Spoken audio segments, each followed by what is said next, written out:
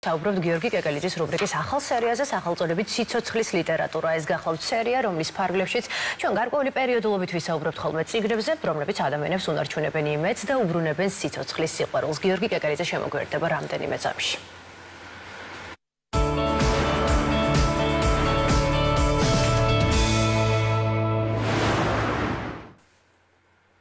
გიორგი, მადლობა რომ დივიდეთ ჩვენთან ხართ, თან ძალიან მნიშვნელოვანი თემით. ბატონო, მოგესალმებით. მივესალმებით ჩვენს მაყურებელს, მოკლედ თემა, რომელიც ავირჩიეთ, გარკვეულწილად ალბათ გულისხმობს ჩემი გამოცდილების გადახედვასაც და გულისხმობს სიცოცხლის უპირატესობის დადასტურებას და ჩვენი მცდელობა ამ შემთხვევაში ვილაპარაკოთ სიცოცხლის ლიტერატურაზე, არის მცდელობა ამავდროულად იმისაც, რომ გავამხნევოთ უამრავი ადამიანი, რომელსაც გარკვეულწილად შეიძლება სრულად ლოგიკურადაც აქვს კითხვები სიცოცხლის აუცილებლობასთან დაკავშირებით. და შესაბამისად დიახ, ხო? შესაბამისად უთხრათ სიცოცხლის დიახ, როგორც ეს სრულად შესანიშნავი ვიქტორ ფრანკლის არანაკლებ შესანიშნავი წიგნი სათაურად არის გამოტანილი და სწორედ აი ამ წიგნით ვიწყებ ჩვენ დღეს საუბარს, ოღონდ ეს წიგნი იქნება მეორე და წარმოადგენს სამ ძალიან მნიშვნელოვან ნაწარმოებს, საკულტო ნაწარმოებს სოფლიო ლიტერატურაში, მათგან ერთი წერილია, ორი წიგნი, მაგრამ ამ წერილსაც საკუთარი და დიდი და მნიშვნელოვანი წონა გააჩნია. გულისხმობ ამ შემთხვევაში იოსიფ ბროდსკის ცნობილი რუსი დისიდენტი პოეტის წერილი მწერალი ციხეში და ამავდროულად ბუნებრივია მორის მეტერლინკის სიბრძნე და ბედის წერა და ვიქტორ ფრანკლის უთხრათ სიცოცხლის დიახ. მე მესმის ჩვენი ქრონომეტრაჟის და შესაბამისად ვეცდები რომ ძალიან მოკლედ განვიხილო სამივე მათგანი და ვილაპარაკო იმ ძირითად სათქმელზე, რომლითაც ისინი ამ შემთხვევაში სიცოცხლის სასარგებლოდ ლაპარაკობენ. მერამ მამარდაშვილს აქვს ერთი სრულიად შესანიშნავი ფრაზა, რომელიც ფრანგული ფილოსოფიიდან მოდის, რომ ადამიანი იბადება გაუსაძლისის გაძლებიდან მეორედ და ჭეშმარიტად. რეალურად ეს წიგნებიც სწორედ ამაზეა, რომ ადამიანი არის გაძლების არსება და მცდელობა იმისა, რომ დაიბადოს ხელახლა, ოღონდ ამჯერად დაიბადოს თავისით და გაცილებით გარანტირებულად. ამ სიტყვის ძალიან ფართო გაგებით ბუნებრივია და შესაბამისად ამ წიგნთა უმრავლესობა, რომელზეც ჩვენ ვისაუბრებთ, დიდწილად სწორედ აი ამ გაუსაძლის ყოფებს ეხება. მათ შორის ყოფას ციხეში, მათ შორის დეპრესიებს, სპორტით აშლილობებს, ტრამვებს, სტრესებს, სირთულეებს, ჩიხებს, რომელიც ადამიანის ცხოვრებაში სამწუხაროდ ლომად გახლავთ. მორის მეტერლინკი თავის წიგნში სიბრძნე და ბედის წერა, რომელიც გარკვეულწილად ბუნებრივია ბედის წერას, როგორც რაღაც გარდაუვალ თუნდაც სამეცნიერო ენაზე რო ვთქვათ, გენეტიკურ მოცემულობად შეიძლება განიხილავდეს, ამბობს, რომ მოვლენის რეალური ძალა მხოლოდ ისაა, თუ როგორ მოვიაზრებთ ამ მოვლენას. ეს ძალიან ახლოს არის დიმიტრი უზნაძის სრულიად შესანიშნავ და გენიალურ განწყობის თეორიასთან და საერთოდ სოფლიო ლიტერატურის გამოცდილებასთან, რომ ყველაფერი იქნება ისე, როგორადაც ჩვენ მას შევხედავთ და გამოვიგონებთ, ანუ სამყარო არის ჩვენ წარმოდგენა მასზე, რასაც ადასტურებს დიდი სერვანტესი თავისი ფანტასტიკური დონ კიხოტით, რომლის მთავარი არსიც სწორედ ეს არის, რომ ჩვენ თუ ვებრძვით წისქვილებს და ისინი გონია, მაგალითად, დევგმირები, არავითარი მნიშვნელობა არ აქვს რა გონია სხვას. მთავარია, რომ ჩვენთვის ისინი დევგმირები არიან და ამ აზრით ჩვენ შეგვიძლია საკუთარი განწყობების გენერირებაც. ეს რთული ამბავია, ბუნებრივია, არ არის მარტივი, მოითხოვს ყოველდღიურ ვარჯიშს, მაგრამ ამ ვარჯიშის ნაწილიც არის ადამიანად ყოფნა და სწორედ ამაზე ლაპარაკობს მეტერლინკი, რომ რეალურად ჩვენ უნდა ვეცადოთ და საკუთარი ნებელობით გარდავქმნათ ბედის წერა, ანუ გარკვეულწილად ბედის წერა ნების წერად ვაქციოთ.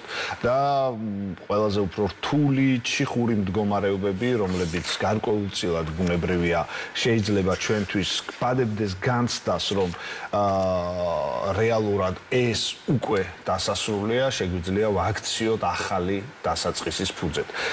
შეიძლება ვიღაცას ეს ყალბ კოუჩურ ფრაზებად მოეჩვენოს, მაგრამ არა მაინც და მაინც მეტერლინკისგან, რომელიც ნობელის პრემიის ლაურეატია და რომელმაც ზუსტად იცის სად გადის ზღვარი ყალბ პათეტიკასა და ზუსტ გამოსავალს შორის.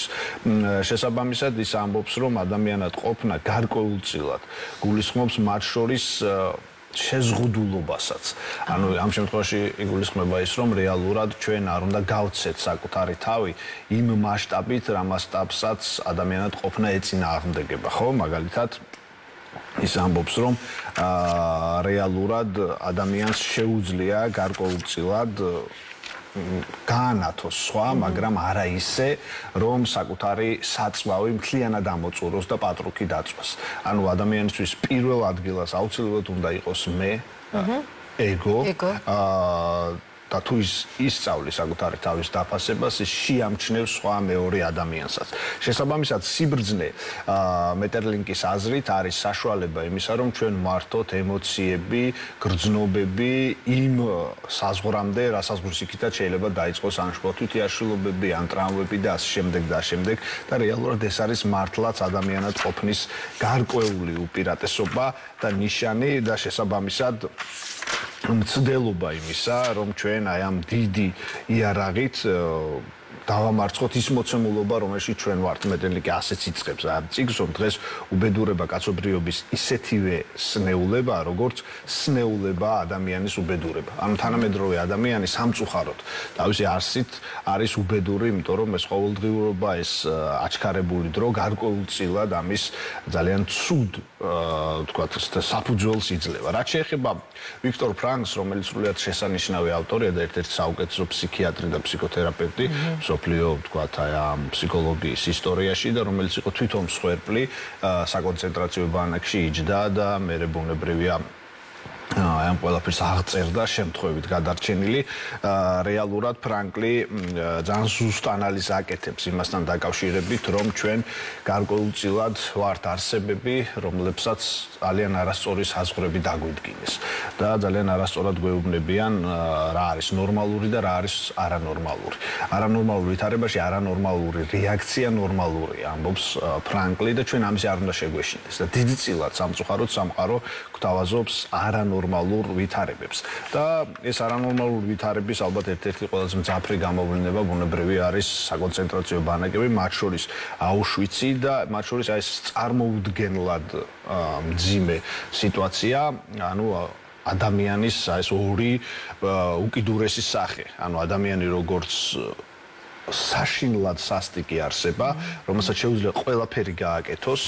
აი ამ სისასტიკის კვალად, მაგალითად კაპოები, რომლებიც დანიშნული არიან ზედამხედველებად, რას აკეთებენ იქ და ამავდროულად ბუნებრივია ადამიანი, რომელიც აი ამ დონეზეა მისული, რომ გაზის კამერა მხოლოდ საშუალებაა, რომელიც თავის მოკვლაზე ზრუნვისგან გაგათავისუფლებს, რომელიც იქვე მეზობელ თუ შეიძლება ასე ითქვას, ბანაკშია დაყოფილია ორად ბანაკები ადამიანები რომლებიც შრომობენ და ადამიანები რომლებსაც სამწუხაროდ გაზის კამერაში ცინიკურად და ტრაგიკულად აღასრულებენ. მაგრამ ამბობს რომ რეალურად ადამიანი უნდა იყენებდეს თავის ერთ-ერთ მთავარ ბერკეტს და უნარს გაძლების. ეს არის მეხსიერება. თუ თქვათ კარგად ყოფნისას ადამიანისთვის მეხსიერება შეიძლება ხანდახან ტანჯველიც აღმოჩნდეს, ანუ აკვიატებულად ცუდი ამბები გაგახსენდეს, აი ცუდად ყოფნის დროს მეხსიერება გვაიძულებს რომ გადავრჩეთ და ეს გადარჩენა ძალიან უცნაური. მაგალითად შეიძლება ვიტანჯებოდეთ, დღეში გქონდეს მხოლოდ ერთი პური და ამ დროს ვფიქრობდეთ სიყვარულს. ეს ერთგვარი რეფლექსია. გადარჩენის და არავით არ ვთქვათ ეს და ამაღლებული და გავემეორებ აი ამ სიტყვას ყალბად პათეტიკური ამბავი არ გახლავთ. ამავდროულად სწრაფადვე უნდა ვთქვათ რომ შეიძლება სრულიად ყოფითმა ამბებმა გაგვათავისუფლოს, ხო, გაგვახსენდეს მაგალითად სახლის კარი, ტრამვაი და რეალურად აი ამ ყველაფერმა, აი ამ ფიქრის ვარჯიშმა და მეხსიერების ხელოვნებამ გარკვეულწილად ჩვენ რეალურად გაგვაძლებინოს იმ გარდაუვალი სირთულეებისთვის, რომელიც ცხოვრებაში ყველას გვევლინება. შეიძლება საკონცენტრაციო ბანაკში არ მოხვდეთ, მაგრამ რაღაც ისეთი დაგვემართოთ, რომელიც საპირწონე იყოს ამისთვის. სხვები ამას ვერ აღიქვამენ იგივე უბედურებად, მაგრამ ჩვენთვის ეს იგივეა. შესაბამისად უნდა ვიცოდეთ, რომ ფიქრის უპირატესობა არის ის, რაც გადაგვარჩენს და ეს ჩანს ბროდსკისთანაც, რომელიც ამბობს, რომ თავის წერილში, რომ ციხე არსებითად არის სივრცის ნაკლებობა კომპენსირებული დროის სიჭარბით, ისე როგორც გარეთ ჩვენი ყოფნა არის პირიქით. ჩვენ გვაქვს ძალიან ბევრი სივრცე და გვაქვს ძალიან ცოტა დრო. და ამბობს, რომ ადამიანი არის გარკვეულწილად არსება, რომელიც სწორედ მეხსიერებაზე დაფუძნებული ფიქრით გარკვეულწილად ახერხებს იმას, რომ თავი გაიტანოს, გადაირჩინოს და ახალი თავისუფლება გამოიგონოს. ციხე, რომელიც ძალიან რთული მოცემულობაა, ბუნებრივია, ის უარესია გარკვეულწილად რაღაც ტიპის ავადმყოფობაზე, რომელმაც შეიძლება საწყოს მიგაჯაჭვოს, იმიტომ რომ იმას აღიქვამ როგორც ობიექტურ მოცემულობას მეტნაკლებად და ციხე შენივე თანამსგავსთა მიერ შექმნილი პრობილება არის ამის ერთ-ერთი საუკეთესო საშუალება. რომ შენ გარკვეულწილად გამოიყენო ფიქრის უპირატესობა, გარდაქმნა შენი თავი და აქციო ახალ მოცემულობად. ეს შეიძლება ვიღაცისთვის ახლა ვინც თუნდაც ახლა არის პატიმარი, ცოტა ცინიკურად და გამაღიზიანებლად ჟღერდეს, მაგრამ აქ ბუნებრივია არსებობს მყარი მოცემულობები და ამ მყარ მოცემულობას თვალის გასწორება ჭირდება და შესაბამისად გამოსავლის ძებნა და ეს არის გამოსავალი, რომ ჩვენ ვართ ფიქრის არსებები, ფიქრს შეუძლია გარდაქმნა, ფიქრს შეუძლია ცვლილება, მათ შორის ბედისწერის, მათ შორის გენეტიკის, მათ შორის ყველა იმ სირთულეების, რომელიც ირგვლივ გვახვევია ჩვენივე მსგავსი არსებების წყალობითაც და შესაბამისად აი ამ გადარჩენას გარკვეულწილად საბოლოო ჯამში უნდა ერქვას ერთი სათაური უთხრათ სიცოცხლეს დიახ და სიცოცხლე უნდა განაპირობოს სიცოცხლის სიყვარულმა, სიცოცხლის ჟინმა ჩვენი გადარჩენის აუცილებლობა. სწორედ ამაზეა ეს სამი ტექსტი, მორის მეტერნიკი, სიბრძნე და ბედისწერა, მე მინდა გაჩვენოთ ეს წიგნები,